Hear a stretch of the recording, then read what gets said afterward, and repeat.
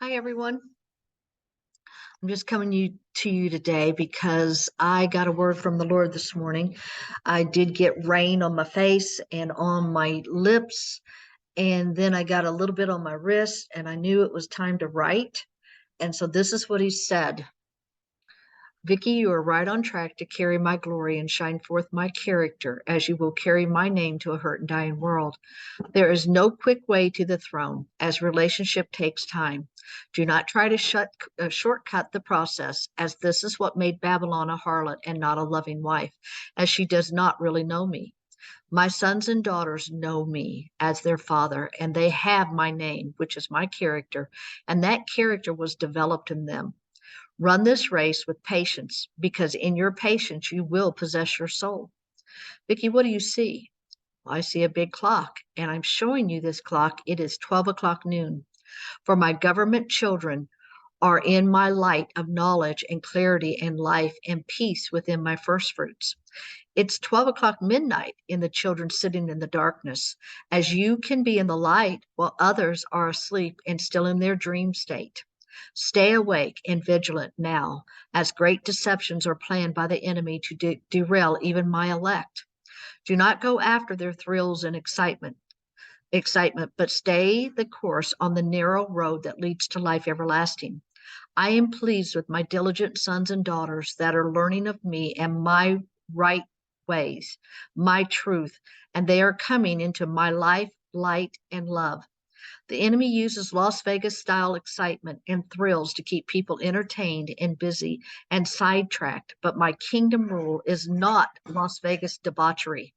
It is pure and clean and enduring, eternity without end. Just remember, if people knew that they were being deceived, they wouldn't be deceived. But the enemy is shrewd to continue to keep my children in his prisons and bondages. I am setting the captives free, and my first fruits will know real freedom, as they are truly my awakened offspring that know me and are being processed into my mighty warriors, my Gibars. That would be the house's head sons, and they shall take captivity captive. So I saw the clock was 12 o'clock, and then he continued the word. The word continued. My first fruit shall be the waters flowing in the deserts of the world, and they shall water the thirsty souls, as they, this world, are dry and barren wastelands without my life giving waters flowing into them. It takes a period of time to be those non-ravenous beasts, so that you will walk my highway of holiness. Not just anyone can come up on that highway, as it's reserved for my elect that have followed me into life everlasting. The man-child first fruit company of spirits must eat butter and honey, so that they will know to refuse the evil and choose the good. You have sat at my feet and ate and are as a well-fed cow that now has meat and milk for her children. My children have life and truth within, and they will have been set free, and they shall share their freedom to the captives of Babylon. My holy mountain is full of truth and fruit-bearing trees that shall bless humanity. Fruit-filled children shall be the result of eating and drinking from my pure words of truth and grace. Grace meaning the wisdom, the knowledge of me, the understanding and the counsel, basically his counsel. Do not despise the process, as this is not a fast work, but it is an everlasting work being wrought within my first fruit sons and daughters. Stay the course and make your calling and election sure, for you will surely reap in due time if you faint not. And when I saw them say the holiness, the highway, I knew he was talking about Isaiah 35, 35 being hope. It says, the wilderness and the solitary place shall be glad for them, and the desert shall rejoice and blossom as the rose. And why? Because they're getting waters from these sons and daughters of God. And it says, the highway of holiness, and a great road will go through that once deserted land. It will be named the highway of holiness. Evil-minded people will never travel on it. It will only be for those who walk in God's ways. Fools will never walk there.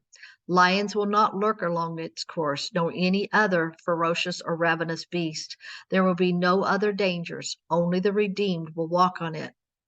And then the last page I'm going to give you is this. That was the end of the word that he gave me, but I saw He showed me that he was preparing these sons and daughters for his glory to fill the temple. And I know that Revelation 15 is rest. That's when we finally, in Revelation 15, is when we overcome the beast, his image, the mark, and the number of his name, the wild beast nature. And so Psalms 15, 1-3 says, Lord, who shall abide in your tabernacle? Who shall dwell in your holy hill? He that walketh uprightly and worketh righteousness and speaketh the truth in his heart. You can't speak the truth in his heart into your heart until you get the truth in your heart. And that's every word out of the mouth of God. He that backbiteth not with his tongue, that's who's going to abide in my tabernacle, nor doeth evil to his neighbor, nor taketh up a reproach against his neighbor. And I want to remind you of this glory filling the temple, because that's what the processing is all about. That's what God is doing. He's processing his first fruit company, this man-child spirit company of sons and daughters, so that they can carry his glory, so they can manifest his true character, not what's been manifested in lies and partial truths and confusions. These will know the truth. These will get free so that they can help free mankind. So I'm going to remind you of when the glory filled the temple, because he's cleaning you out so that he can fill you up with something much greater than what you were full of before. 2 Chronicles 7, 1-2. Now when Solomon had made an end of praying, the fire, and remember, Solomon was the king's son, but he was also a king, kind of like the kings and priests that he's working on now. And this temple is the temple of their body. Now, when Solomon had made an end of praying, the fire came down from heaven and consumed the burnt offering and the sacrifices, and the glory of the Lord filled the house. And the priest could not enter into the house of the Lord, because the glory of the Lord had filled the Lord's house. Knew not that you're the temple of God. So Revelation 15, 8, after these have overcome the mark of the beast, his image, and the number of his name, standing on their sea of glass, which is before the throne of God, hearing directly from God.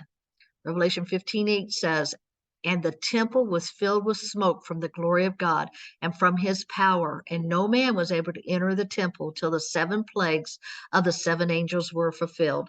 So God is preparing a people to fill them with him, with his, to manifest him, to glorify him, and thereby thus glorifying the Father.